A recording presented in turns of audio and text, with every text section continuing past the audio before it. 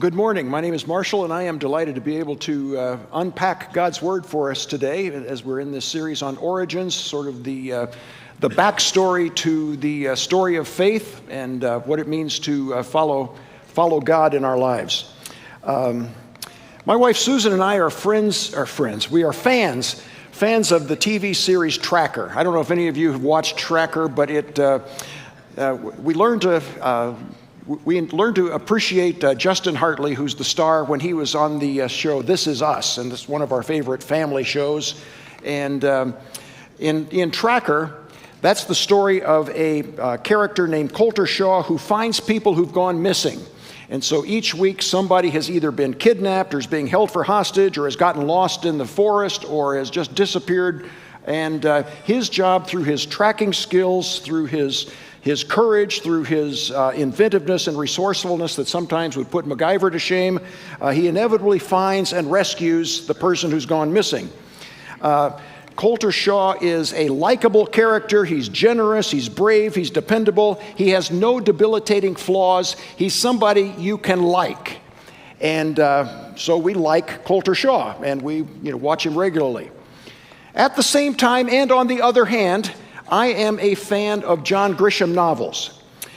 He's a master of the legal thriller, and his novels have lots of unexpected twists and turns. You learn a lot about the legal profession, and most of the time, not always, justice wins out in the end. But John Grisham's protagonists, the good guys, are usually not good at all. They win the case, they serve justice, but along the way, they are, really iffy. And they do what's necessary to win, whether it's legal, whether it's ethical. They just get the job done. Sometimes they are not likable characters. Well, this sets up our story today because in the Bible, there are some people who are exemplary. We should be like them. They're likable. Daniel, Joseph are admirable characters. And then there are some biblical Grisham kind of characters, and we're going to be looking at one of those today. His name is Jacob, and he is not particularly likable. He does some things that you say, ooh, and we're going to be looking at a couple of those. Let's take a look at Jacob's less than stellar record leading up to the passage of the Bible we're going to be looking at today. He was the subject of a couple of sermons in this series a few weeks back. But Jacob was born grabbing the heel of his older twin brother. So Esau had come out of the birth canal, and somehow Jacob's hand was coming out at the same time, and it grabbed his older brother's heel. Bizarre experience. So they named him Jacob, which means heel grabber, which was just sort of a fascinating reality that had happened at birth. I can identify a little bit because our oldest daughter, Stacy, and it was the first time for me in a birthing room, and I saw her come out, her head emerged, and the rest of her body was still inside, her head was out, and she opened her eyes and looked around, which is the most surreal experience I've ever seen, a baby half-born looking around. And I thought, this kid's going to be observant. And she has been and continues to be just a very observant person. She's now in her 40s and still very observant. Well, heel grabber not only meant he literally reached out and grabbed his twin's heel, but that he tended to take things that were his older brother's. He was a supplanter. He was in conflict with his brother, taking what was rightfully his brother's. When he was 15, he took advantage of his older brother's foolishness and hunger to swap him a bowl of lentil stew for his birthright. Now, the birthright, as Pastor Dave mentioned in the previous sermon, that just meant a double portion of the inheritance. The oldest of the family got twice the number of shares that the rest of the siblings got. And so Jacob, at 15 years old, was shrewd enough to say, oh, you want a bowl of my lentil stew? That'll just cost you your birthright. Deal, said Esau foolishly. but he wanted immediate return on his birthright. He didn't want to have to wait for Dad to die. So Jacob took advantage of him there. When Jacob was 40, he was still unmarried in his 40s, at his mother's urging, he lies to his blind father. Isaac, his father, did not have good eyesight. He was not able to see who was in the room with him. And Joseph disguises himself, putting goat skins on his arms so he has hairy arms, on the back of his neck so he has a hairy back. His father embraces him, feels his arms, feels his neck, says it feels like Esau, but your voice isn't quite right. And Jacob says, no, I am Esau. I swear to God, and he uses God's name, I swear to God that I am your son Esau, and I want your blessing. And so Isaac is deceived, and he issues a blessing to Jacob. Now, that is a threefer sin. Not just one sin, there's three sins involved there. Not only is it bearing false witness, a lie, perjury, it is taking the Lord's name in vain, using the Lord's name for evil purposes, and it's identity theft, all in one. And you think, ooh. And so he fraudulently receives his father's blessing, which bestows on him essentially the primary role in the family legacy. His is the main branch of the family tree from thence on. Now, those of us who are reading this, 3,000 years later are saying, does that mean that God was obligated to bless Jacob because of Jacob's fraud? The answer to that is no. We'll get to that a little later. There is another reason why Jacob was blessed, but he committed fraud, but that wasn't the reason he got blessed. But then, at his mother's urging, he was still very susceptible to mom's influence, even at age 40. She says, your life is probably in danger now because of what you just did to your brother. I think you should leave now. Go to my brother, your uncle Laban, and go stay with him for a while until your brother's violent temper subsides. And so Jacob runs away to escape Esau's revenge. And so he goes to live with his mother brother, Uncle Laban, and winds up being there for 20 years. And today's passage takes place just as Jacob is leaving home. He's just committed this fraud. He is escaping to save his skin. And this is where our passage picks up today. This is the story of the stairway to heaven. Let's take an image. This is the passage. This is the image of what we're going to be reading about in Genesis chapter 28. And this is the story of Jacob's ladder, or what's also known as the stairway to heaven. Now, I know in this room there's a certain generation that thinks Stairway to Heaven is an 8-minute Led Zeppelin song written by Robert Plant and Jimmy Page about shifting values during the seasons of life and the bankruptcy of materialism. Yeah, that's Stairway to Heaven, the musical. This is Stairway to Heaven, the biblical version that we're going to read, and it's just a little bit different from the 8-minute rock anthem. Let's read this passage here. Jacob left Beersheba. That was the home of Isaac. Beersheba is an oasis. It's a well right on the edge of the Sinai Desert. So it's way down in the southwest, and it's a well, a big enough well, abundant enough well that lots of herds could be, flocks and herds could be watered. He left Beersheba and set out for Haran. Haran is on the border of Syria and what's now Iraq. It's 500 miles away. So I like to call Beersheba Durango. And 500 miles to the northeast is Julesburg. So he left Durango and he set out for Julesburg.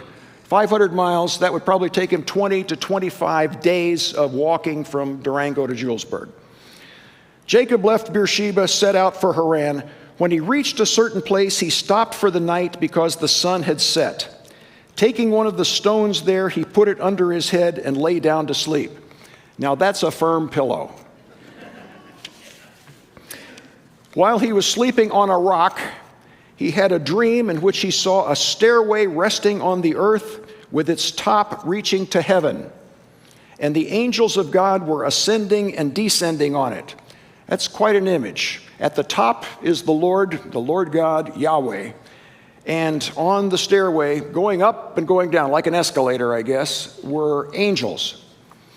The Jewish commentators on this passage have said, from the origins of the Hebrew Bible, that this is a picture of angels being sent and returning from missions on earth. We saw this just a couple weeks ago in the sermon series when two of these angels came in the guise of men to a town called Sodom to rescue. It was a rescue operation to exfil Lot's family from a town that was going to be destroyed. Angels were on an assignment. Well, the next verse. There above it stood the Lord, and he said, I am the Lord, the God of your father Abraham and the God of Isaac. I will give you and your descendants the land on which you are lying. So he's up. This place is actually north of, it's in the West Bank of Israel today. It's north of Jerusalem, maybe 20 miles. And he said, I will give you and your descendants the land on which you're lying. Your descendants will be like the dust of the earth, and you will spread out to the west and to the east, to the north and to the south. All peoples on earth will be blessed through you and your offspring. I am with you and will watch over you wherever you go, and I will bring you back to this land. I will not leave you until I have done what I have promised you. When Jacob awoke from his sleep, he thought, surely the Lord is in this place, and I was not aware of it. I thought the Lord was in my home place. I thought he was down in Beersheba. That's where I thought that was God's country. But I'm out here somewhere between home and Uncle Laban's place, and God is here. Wow. This is none other than the house of God. This is the gate of heaven. Early the next morning, Jacob took the stone he had placed under his head, set it up as a pillar, and poured oil on top of it, and he called that place Beth-El. Beth in Hebrew means house. El is the word for God. This is the house of God. Well, blessing means God's favor. Blessing becomes a recurring theme in this particular part of the story, and it's interesting who God chooses to bless. He is blessing a rascal. He's blessing a John Grisham character. He's blessing somebody who uses shady means to get what he wants, and yet God is blessing this guy. Wow. But God's blessing does not mean that your life is going to be uncomplicated. It doesn't mean that your life is going to be easy. It does not mean your life is going to be pleasant. It does mean that God is going to work in you and through you to accomplish his purposes. God's blessing at sometimes is not for the faint of heart. When God chooses to bless, he may have something in mind for you that is incredibly significant, but is not particularly pain-free. And we are going to see what God's blessing means here for Jacob. Some of you are in the midst of different forms of transition right now. Some of you just graduated from school, and you're looking to a new chapter in life. Some of you are in the midst of thinking about relocating, which is always sort of a fearsome project. Some are between jobs. I think these words are for you too. You knew that God was with you where you were, and you're wondering, is God going to be with me where I'm going? The message from this passage is absolutely. God is not only where you are, he is also where he's sending you, wherever that may be. You may be leaving the bubble, everything that's familiar, everything that's comfortable, going into the unknown. But that word from the stairway to heaven is that God is already there ahead of you, and he's there. It's not unknown to him. It might be unknown to you, but he is there. He's with you. He is not going to leave you or forsake you. That's one promise of God that is going to be absolutely true and absolutely fulfilled. Eventually, Jacob saw signs of that blessing in the births of 13 children when he gets to Uncle Laban's place. Next week, there's a lot of drama involved in that, and next week's sermon is going to deal with the lessons that come from all of the family drama that takes place at Uncle Laban's place. But he sees some of the beginnings of this blessing through 12 sons and a daughter that are born up there. But his time with Uncle Laban was not pleasant. Uncle Laban was a tough, manipulative, deceitful boss. Interesting, sort of like his employee. And he changed Jacob's wages 10 times in 6 years. I don't know if any of you have been in sales professions where they change the commission structure. That's usually, when a commission structure is changed, it's not usually a happy experience. Jacob had his wages changed 10 times in 6 years, and that was one of the reasons why he eventually said, I think God is telling me to leave this place after his time with Uncle Laban. So we're not able to spend time unpacking this, but Jacob realized it's his time to go back home. But one thing terrified him. He knew he had the blessing of God, but he also had a brother back home with a violent temper, and if he went back home, he was going to have to face Esau again. What was that going to be like?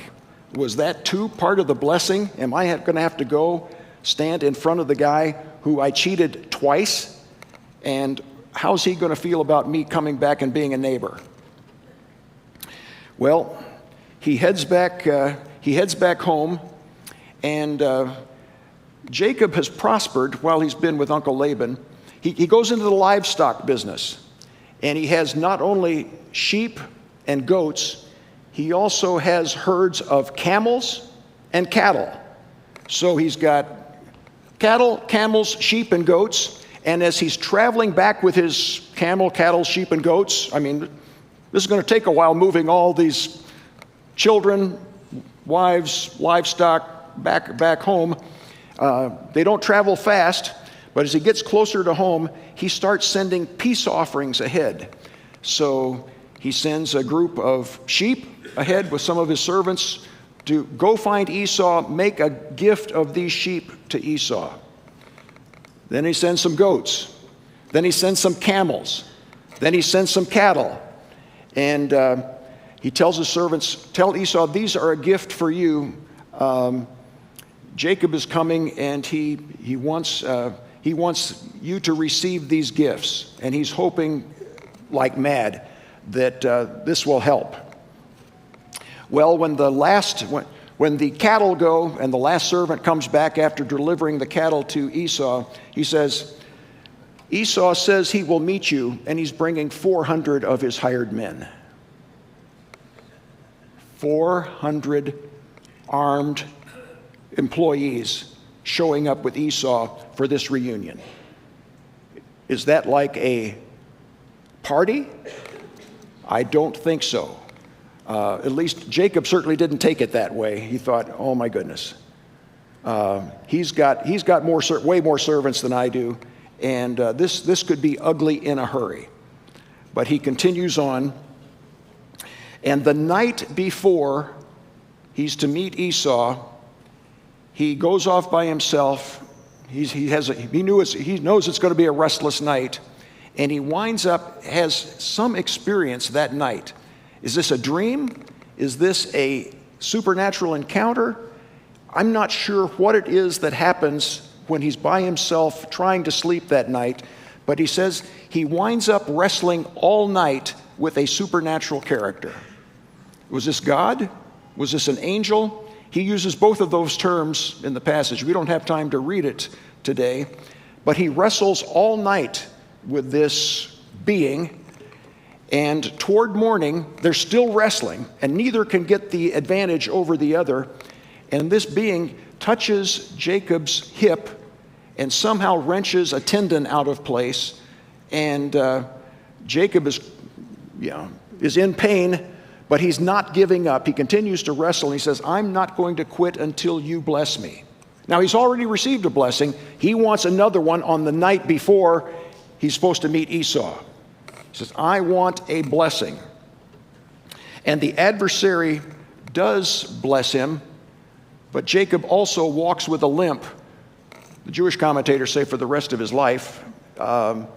He walks with this limp, which is part, apparently, of the blessing.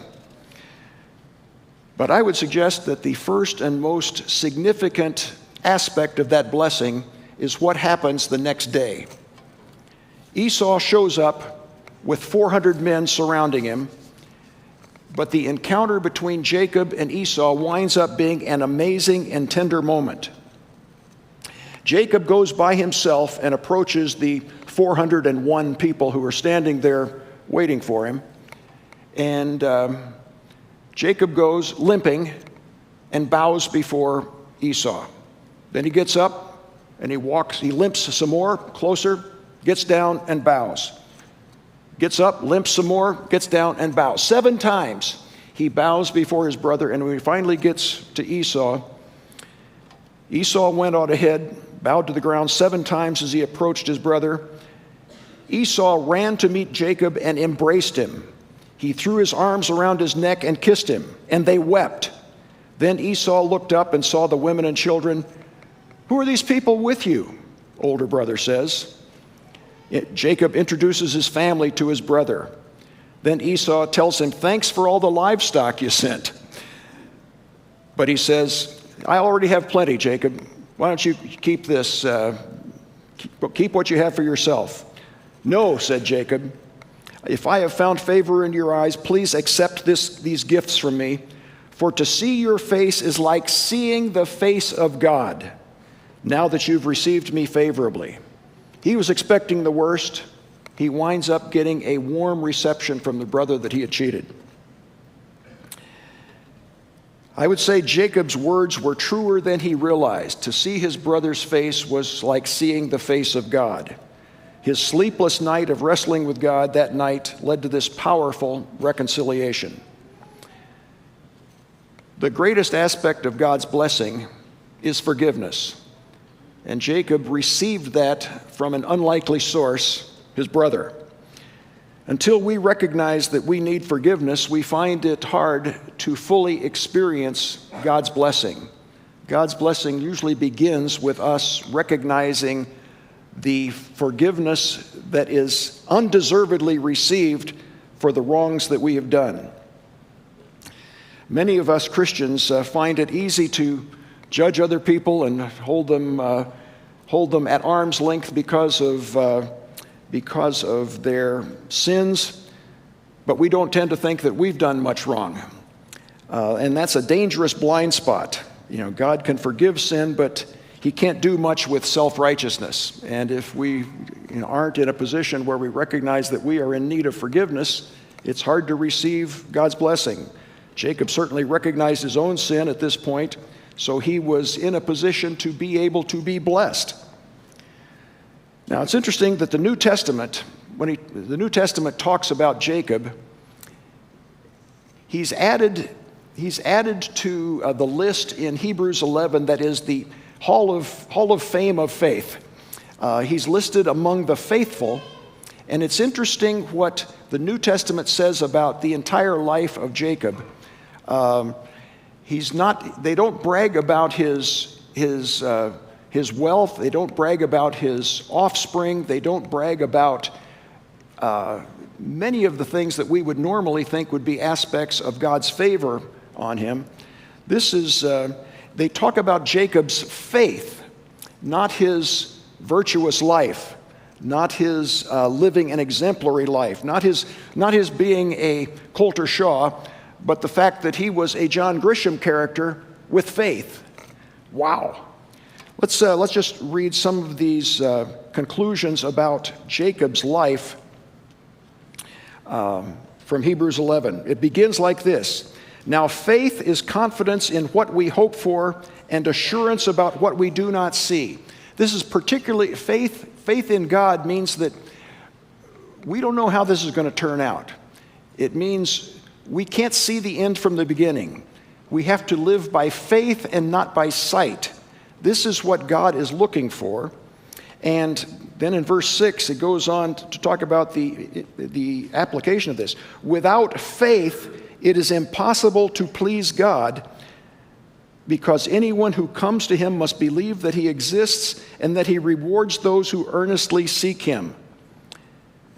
This is not, without virtue, it is impossible to please God. No.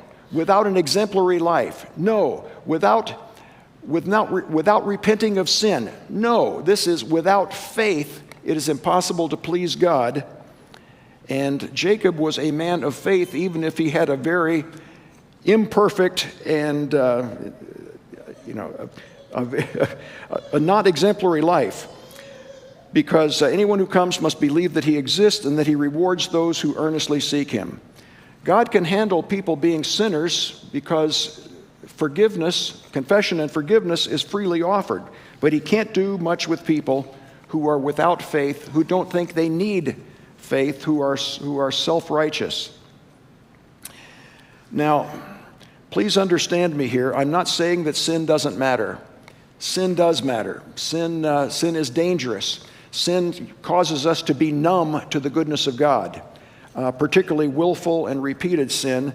It can cause us to become numb to the fact that we need God, that we need to live by faith. But so is self-righteousness. Thinking that we are just fine the way we are is also dangerous spiritually. And so faith is what God is looking for. Trusting God and being able to seek forgiveness, receive forgiveness, and to forgive others is part of the kingdom of God's economy. Jacob, the Bible says, was a man of faith, not a man of sinlessness. He acknowledged his sin and he trusted God. And here's how Hebrews describes Jacob's life. By faith, Jacob, when he was dying, blessed each of Joseph's sons and worshiped as he leaned on top of his staff. This is amazing. The one noteworthy thing in the New Testament about the entire life of Jacob was not his sheep and goats and camels and cattle. It was not his reconciliation with Esau, although that was a significant part.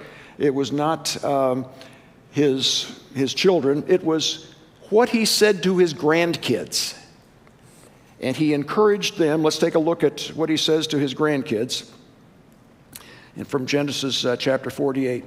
May the God before whom my fathers Abraham and Isaac walked faithfully, the God who has been my shepherd all my life to this day, may he bless these boys. Here's that word blessing again.